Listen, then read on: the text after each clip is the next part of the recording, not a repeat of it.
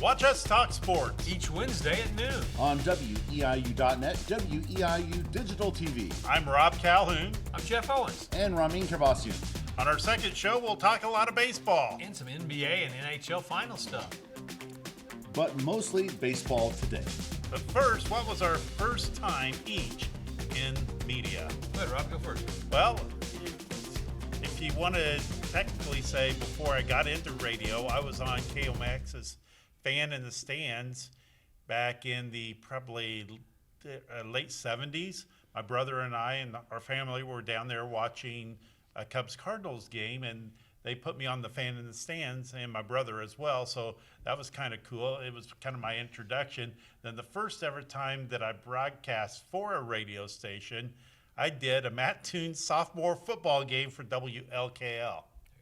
I was in a radio club at Mattoon High School in 1983, and we did a 5-minute newscast at WLKL that they played, and then later on that developed into like a Saturday morning shift. We'd all rotate whoever was the students in the club. So we did some Saturday mornings at LKL. I guess before, like on broadcast, Al Creedemeyer at Charleston Junior High back in the day. He gave me a video camera. I got to record the games. But I guess I'll start here when I was in college. I'll give credit to WEIU Newswatch for getting me started there. And then Rob and the great Jack Ashmore said they needed some help for the Charleston Holiday Tournament, and that's how I got my first experience in radio. Cool. Well, that's who we are. So today we're going to talk a lot of stuff. Let's start out with the NBA and the NHL. The NBA's finals start tonight. Spurs and Knicks. Who do you guys like? What do you think? Well, this one's kind of a tough matchup because, you have two great players on each team, and I just kind of like San Antonio right now. I'm leaning toward the team with the alien. I mentioned the term alien with Patrick Mahomes last week. Victor Wembanyama is an alien. He is the best player on the planet. I know he didn't get the MVP, but if he can stay healthy in his career, he will go down as one of the best ever. He looks like that right now. I'll make it 3 for 3. I'm rooting for the Spurs. I could never root for the Knicks, being a Pacers fan, So there you go. But, Karl Anthony Towns is a great player. Oh, they're good players, but they're still the Knicks, So, yeah. That jersey is what you root against, not the player. Predictions, I think it's going to go at least a minimum of 6. I think it's going to be a great series. I do too. It'll be a good long series. And the NHL started last night in the Stanley Cup. The Golden Knights of Vegas beat Carolina in a heck of a game. If you guys got a chance to watch that last night. So in Game 1 of the Stanley Cup, Vegas wins. Vegas hasn't been in the NHL there very long. Have they even had one losing season? They've had a great start to that franchise in Vegas. They've won a Stanley Cup. I think they lost a Stanley Cup, and they're in their third. And I think they've only been around in 10 years, and most of those years they were in the playoffs. They really started a great ownership in Vegas. So it's kind of funny that professional sports was like, don't go to Vegas with the gambling and everything, and it's the hockey team of all the sports that is having all this success. Yeah, I like both teams as well, the Vegas Golden Knights and the Carolina Hurricanes. It's really tough to pick who you'd want to win in that one. I'd probably go with Vegas just because my football team is in Vegas as well. That makes sense. Our main topic today is going to be baseball, and each of us, why we like our different teams. I'll jump right in here because these guys are the more savvy baseball fans. I root for Kansas City teams for a very specific reason. My mom grew up in Kansas City, so I root for the Royals and the adjacent Kansas City teams. My first Royals moment, 1988, I got to go to my first professional sporting event of any kind. The old Royals Stadium was called in 1988, Royals Red Sox. And I asked anyone on the planet to tell me a more powerful matchup that day than at the plate was for the Royals, Bo Jackson. And in relief at the time, because I know he pitched for many teams back in the day, in relief for the Red Sox that day, Lee Smith. Pretty powerful. So there you go. Royals. Yeah. Well, I'm a Cubs fan, and it seems like most people in this area, they either like the Cubs or the Cardinals. I don't know too many White Sox fans around this area, but I am a Cubs fan. We had a White Sox employee here because he grew up on the South Side. I will say a lot of our WEIU students, a lot of them from the South Side, are definitely White Sox over Cubs. But yeah, there's 100%. It's Cubs Cardinals territory we live in. I am a victim of television. TBS had the Braves on in the late 70s. Fell in love with Dale Murphy and Bob Horner. Rest in peace, Bob just passed away last week. And so I just fell in love with the Braves. I wore number 3 playing baseball because of Dale Murphy, and victim of TV. That's why I'm an Atlanta Braves fan. I'll be honest, I'll piggyback off Jeff. I know I say I'm a Royals fan, that's my favorite team, but living here in Central Illinois, I am a Cubs fan. I have to root for somebody locally, and part of the reason why is like the same answer you had, Jeff. I'd come home from school in the late 80s, early 90s, and the Cubs played a lot of those 120 games, and I'd get home right before the 7th inning stretch, and the Cubs were on WGN, Channel 9 in Charleston even, and I got to see Harry Carey do take me out to the ball game. So I am a Cardinals Cubs fan as well. All right, let's talk about our favorite players. I'll go first on this one. My favorite player right now, it's Ronald Acuna Jr. just barely over Austin Riley, mainly because Riley's in such a terrible slump right now. I'm going with the crazy man, Ronald. I'll go next. I'm not really following baseball to the degree these guys are. I have favorites that I'll talk about who I liked as a kid, but I'll be a prisoner of the moment. I love greatness, and I love seeing greatness right in front of us. I think it's just really cool to see Ohtani and what he is. I'm a big fan of PCA, Pete Crow Armstrong, because I just like the passion that he plays with the game with. I would like him to become a better hitter, and he's starting to seem to come around a little bit now. But that fielding that he does out there in center field is phenomenal. It's a thing of beauty. You know, people get lost in baseball with how fast can they throw, how far can they hit the ball. But there is something about these really great defensive players, like Bo Jackson. I know he could hit a ball a million miles an hour, but that one throw he had thrown from the back warning track back in the day is still one of the greatest baseball players I've ever seen. Yeah, too bad he got hurt. Yes, he did. I mean, he was just unreal. Oh. Well, everyone, who's your all-time favorite player? From your team. That's got to be from your team this time, Rameen. So Got it. mine's easy. Hank Aaron, number 44. I only got to see him at the end of his career with the Braves, but I remember being in Arkansas on a family vacation when he hit home run 715. And you don't really think about it at the time, but I knew it was something special. You don't realize how special it was because you still see that video today with the fans jumping on the field and escorting him around for 715. Well, the funny thing about it is the first baseball game that I ever went to, my uncles took my brother and me to a Braves Cardinals game, and we sat in left field so we could watch Hank Aaron. It is a Royal. I didn't start watching sports on television until about 87, 88, and I'm going to go with the great George Brett, number 5 for the Royals. I didn't get to see him in person those last handful of years, maybe when he was damaged goods at that point, but George Brett, he played the baseball for all the right reasons. Yeah, he's good. Yeah, one of my favorite Royals as well. And Ryan Sandberg for me. I mean, Ryan Sandberg cemented his legendary status in Cubs history when he hit not one, but 2 home runs off of Bruce Sutter in the same game to bring the Cubs back to victory. Yeah, they still talk about that. They were talking about that game last week on the NBC broadcast. It's crazy how that game has stayed in the lore. Okay, who is your favorite player not on your favorite team? Of all time. So. Of all time. I'll jump in. When I started watching sports in the late 80s there, my favorite player, just because he was kind of almost like a superhero-like guy, and obviously I found out later the reason why he was all puffed up, was Jose Canseco. Jose Canseco. Mine would be Johnny Bench from the Cincinnati Reds. I just always loved the way he played the game, and he played it the right way, and he was a great catcher for the Reds, especially on that Big Red Machine that won the back-to-back World Series championships in 75 and 76. I'll stay with that team, Rob. My guy is Dave Concepcion, the unbelievable fielding shortstop of the Big Red Machine. He made every play. He was the first guy that used to use the toss on the ground to get it to first base. Remember, it sped the ball up on those brick-like AstroTurfs of the 70s. But the Big Red Machine, there was nothing like that team in the 70s. You know, my Braves were. I really wasn't all the way into it as a Braves fan, but when the Reds were on, Concepcion was my guy.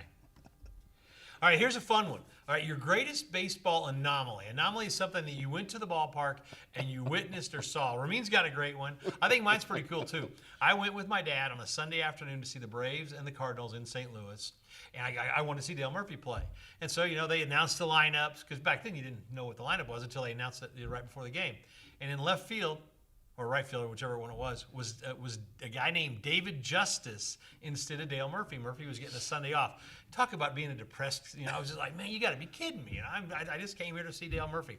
He did pinch hit, I believe, if I recall in that game. But David Justice, I looked at my dad, I go, who the heck is David Justice? He's starting in front of Murph. But so that really made me mad.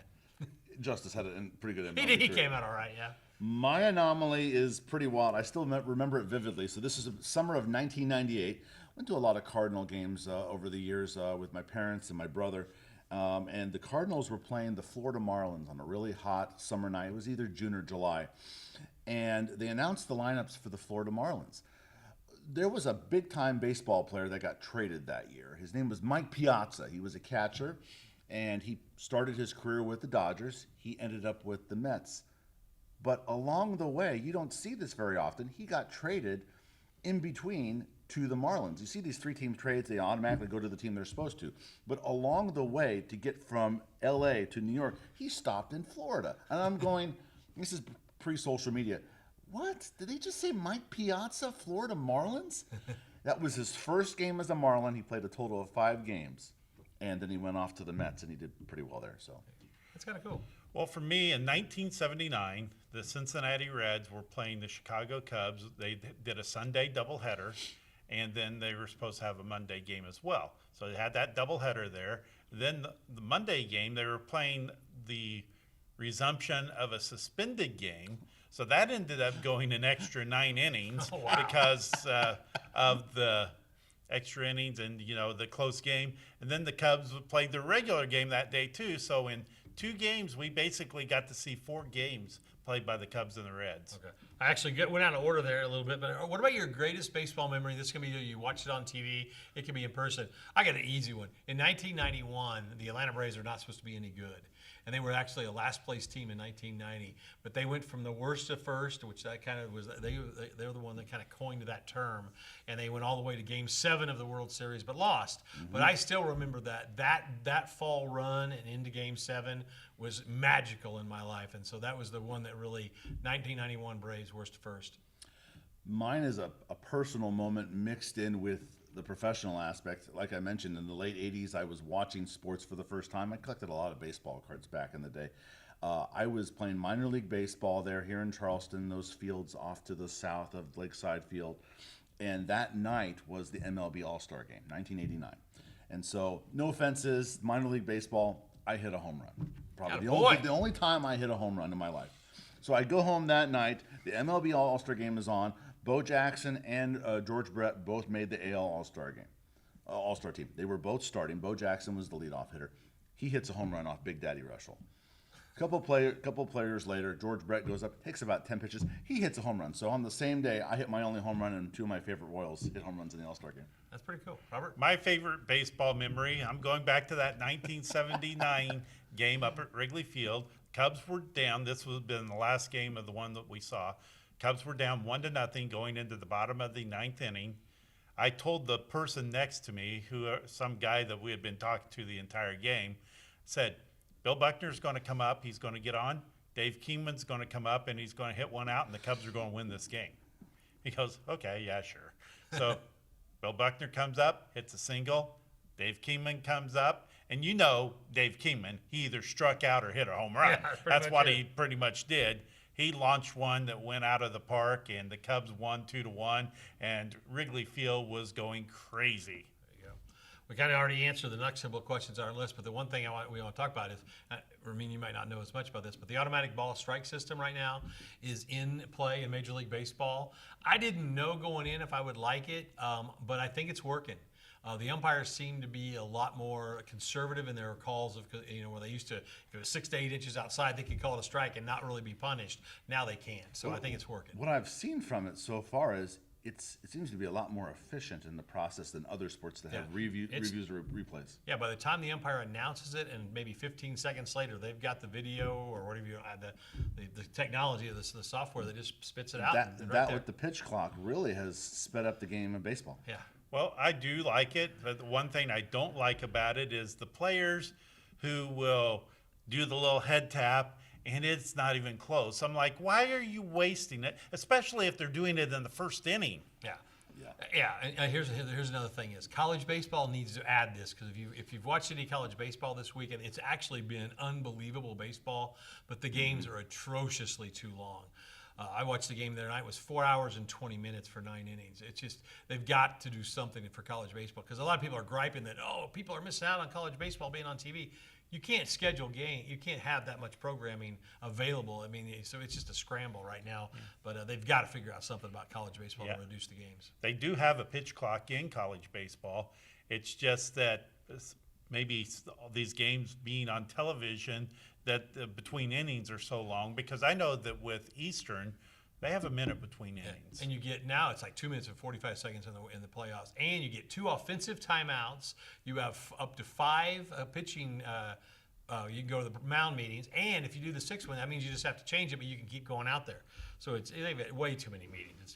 It's crazy how many meetings they have in there. Well, and you were telling me about something that happened the other day that's kind of an anomaly. The higher seeded team who's playing at home is not the home team. I'm an Oklahoma baseball fan.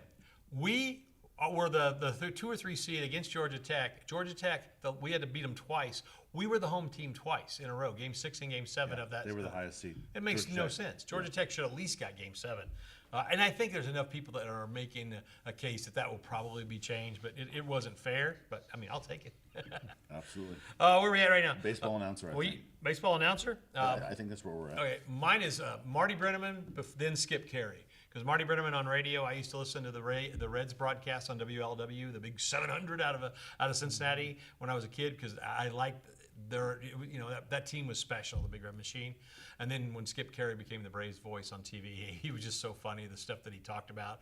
And remember, there was a lot of losing games there, so Skip was still funny even when the Braves were terrible. And so Marty Brenneman, then Skip Carey. I could easily go Harry Carey because of all the Cubs games I watched on WGN.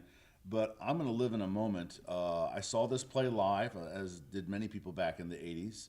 The 88 World Series, Game 1, the Kirk Gibson call by Vin Scully off Dennis Eckersley was one of those great baseball sports moments, so I'll go with Vin Scully. Vin Scully's one of the greatest baseball announcers of all time, but I'm going to go with a couple of Cubs announcers just because I can. Jack Brickhouse was legendary back in the 70s. Hey, whenever they get a home run. And then Harry Carey with, holy cow. Yeah.